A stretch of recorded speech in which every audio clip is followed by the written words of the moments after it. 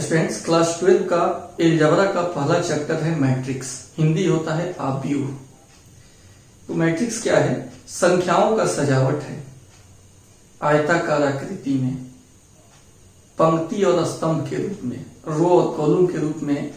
आयताकार आकृति में अगर संख्या को सजा दें तो वैसे सजावट को मैट्रिक्स बोलेंगे। पहले डेफिनेशन कर लेते हैं इंग्लिश हिंदी में, तो फिर इस बात को और प्रोसेस से आगे समझेंगे। मैट्रिक्स का डेफिनेशन है a rectangular array of numbers और functions. A rectangular array of numbers और फंक्शंस। नंबर्स का मतलब क्या होगा? संख्या। वास्तविक भी हो सकता है या काल्पनिक भी हो सकता है, या कोई फंक्शन हमारा हो in the form of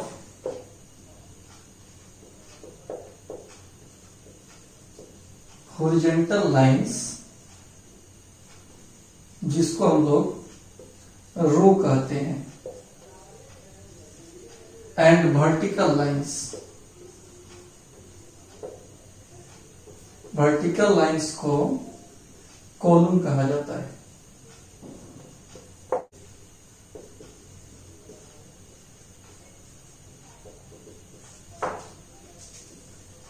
तो क्या डेफिनेशन हुआ? A rectangular array of numbers और functions in the form of horizontal lines called rows and vertical lines called column is called a matrix. एक आयताकार आकृति होना चाहिए संख्याओं या फलनों का, और वो भी किस फॉर्म में? उसमें हॉरिजॉन्टल लाइन होना चाहिए। हॉरिजॉन्टल लाइन को हम लोग कौन सी बोलेंगे? रो बोलेंगे। और वर्टिकल लाइन को कौन सी बोलेंगे? कॉलम बोलेंगे। तब इस पूरे सिस्टम को हम लोग एक मैट्रिक्स, एक आव्यूह कह सकते हैं। यानी मैट्रिक्स होने के लिए क्या क्या जरूरी है? एक आयताकार आकृति और उसमें रोज एंड कॉलम्स अगर रहेगा तब वह मैट्रिक्स होगा। इसका हिंदी लिख देते हैं।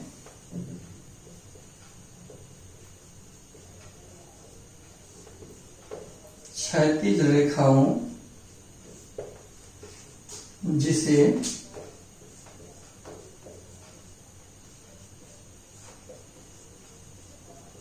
पंक्ति कहते हैं और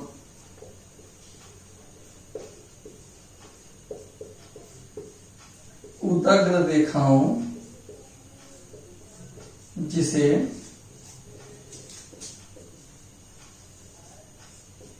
स्तंभ कहते हैं के रूप में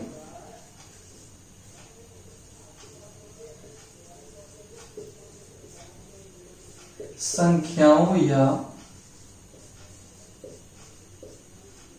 फलनों का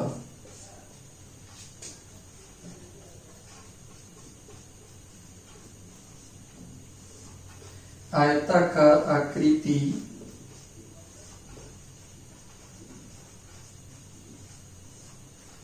आव्यूह कहलाता है।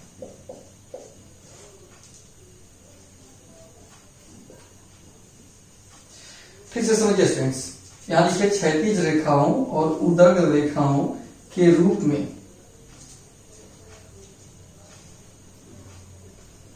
संख्याओं या फलनों का आयताकार आकृति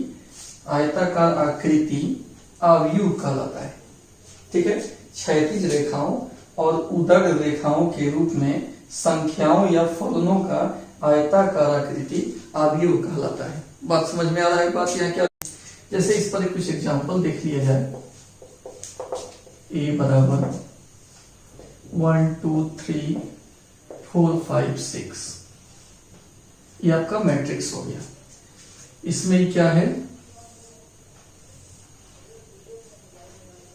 रो है R1 और ये क्या है? R2 है। रो, जो क्षैतिज रेखा होता है उसको हम लोग पंक्ति कहते हैं, अंग्रेजी में रो बोलते हैं। ये रोज है, रोज। पंक्तियां, पहली का रो है, दूसरा रो है। और ये जो वर्टिकल लाइंस अगर हम सोचे इसमें, ये क्या है, कॉलम है। कॉलम मतलब स्तंभ। इसमें कितना कॉलम है, 3 कॉलम है।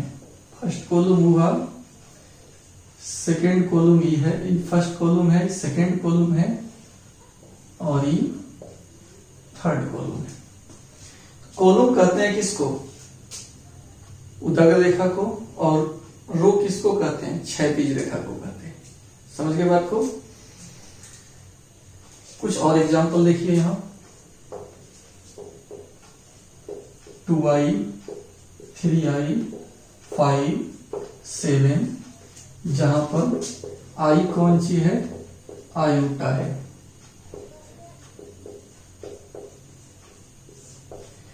यानी मैट्रिक्स के अंदर जो एलिमेंट होता है वो हमारा रियल भी हो सकता है, इमेजिनरी भी हो सकता है, या कोई फंक्शन ऑफ एक्स भी हो सकता है। कुछ और एग्जांपल देखते हैं। तो इसमें कितना रोज है, 2 रो है, R1 R2। कॉलम कितना है बालक, C1 C2। कुछ और एग्जांपल देखते हैं।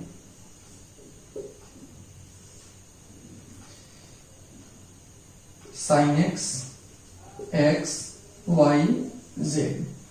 इसके अंदर वेरिएबल भी हो सकता है, मैट्रिक्स के अंदर वेरिएबल भी हो सकता है।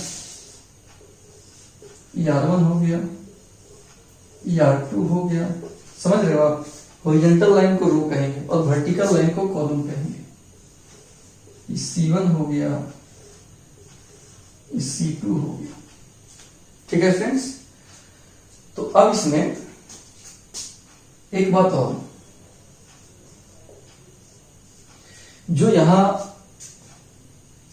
नंबर्स और फंक्शंस लिखे हैं, नंबर्स और फंक्शंस जो मैट्रिक्स के अंदर लिखा रहा है, ठीक है, लिखे ना, नंबर्स या फंक्शंस का जो आयताकार आकृति होगा उसको हम लोग मैट्रिक्स बोलेंगे। तो नंबर्स या फंक्शंस को मैट्रिक्स का एलिमेंट बोलते हैं या एंट्री बोलते हैं, या numbers or functions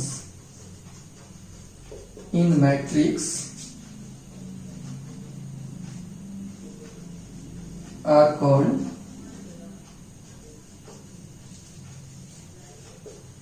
elements या एंट्रीज। इसको हम लोग क्या बोलते हैं, एलिमेंट बोलते हैं या एंट्री बोलते हैं।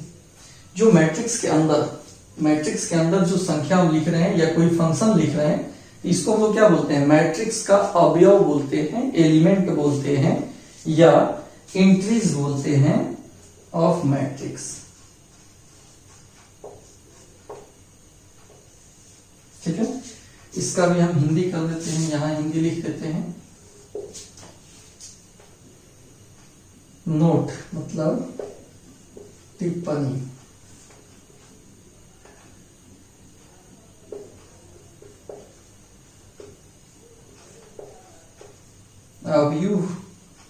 अवयव में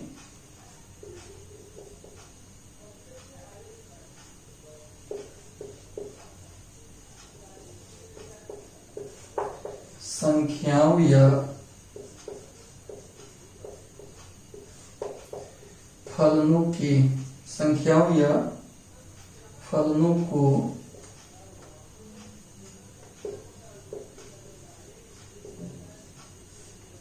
अवयव का अवयव करते हैं। तो बात समझ में आ गया कि मैट्रिक्स के अंदर जो भी एलिमेंट अगर है, जो भी अगर आप रियल नंबर है या इमेजिनरी नंबर है या कोई फंक्शन है, इसको हम लोग क्या बोलेंगे, इसको बोलेंगे एलिमेंट ऑफ मैट्रिक्स या एंट्रीज बोलेंगे, एलिमेंट ऑफ मैट्रिक्स या एंट्री ऑफ मैट्रिक्स बोलेंगे। ठीक है, यहाँ पे नोट में एक और बात देखिए, जो भी मैट्रिक्स है तो अरेंजमेंट है, सजावट है, आयताकार आकृति में संख्या का सजावट है। वह संख्या रियल नंबर भी हो सकता है, इमेजिनरी भी हो सकता है, या कोई फंक्शन ऑफ एक्स भी हो सकता है।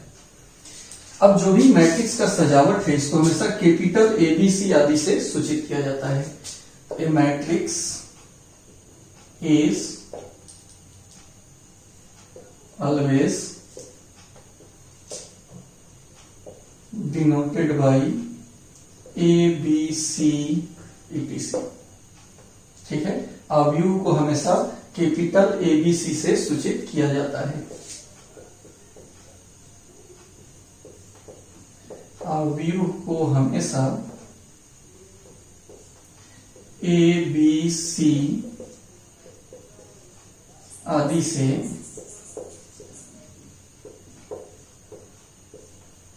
सूचित किया जाता है।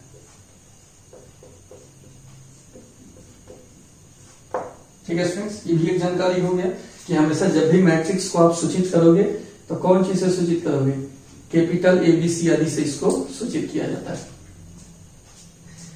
अब यहां पर एक और बात यहां नोट में लिखिए। Any point P X Y in a plane पर जो कोई भी पॉइंट होता है X Y is represented by a matrix as, माने समतल में, इसका हिंदी हम लिख दे रहे हैं, समतल में कोई बिंदु पी एक्स वाई को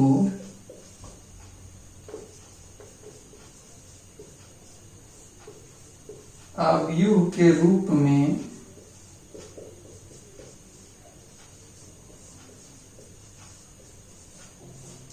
निम्न प्रकार से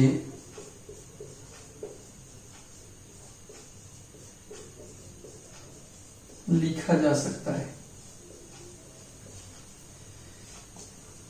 कैसे?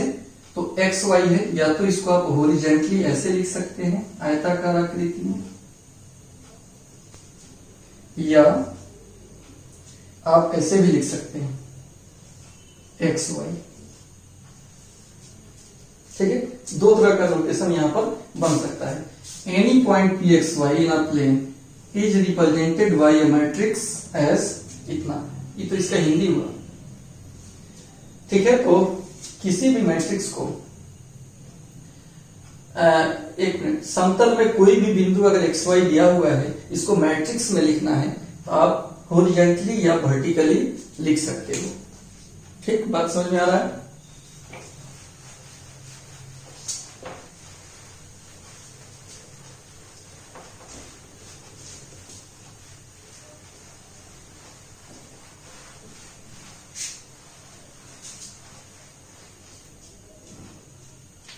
कुछ और पॉइंट्स ले लेते हैं।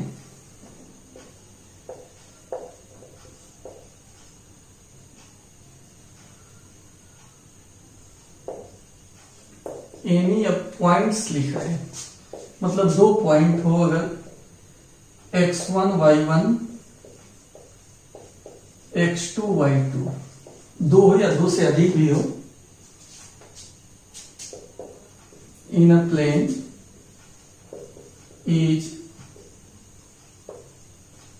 represented by a matrix as, इसका हिंदी क्या हो गया कि एक से अगर ज्यादा पॉइंट्स दिया हुआ है तो इसको मैट्रिक्स हम लोग कैसे लिख सकते हैं, तो कैसे लिख लेंगे, x1 x2 y1 y2 इस टाइप से।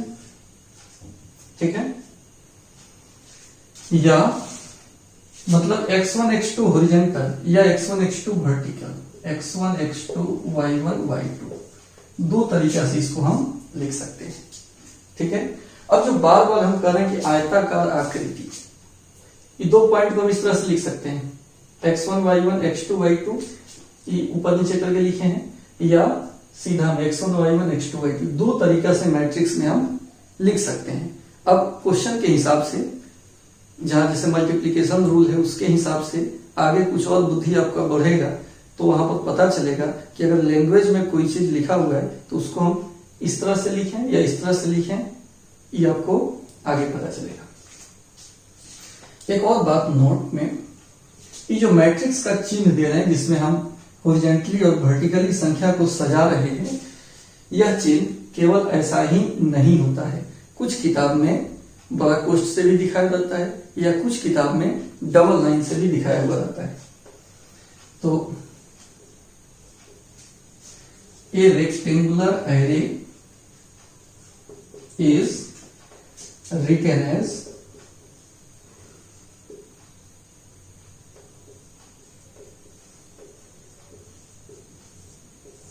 आयताकार जो आकृति है को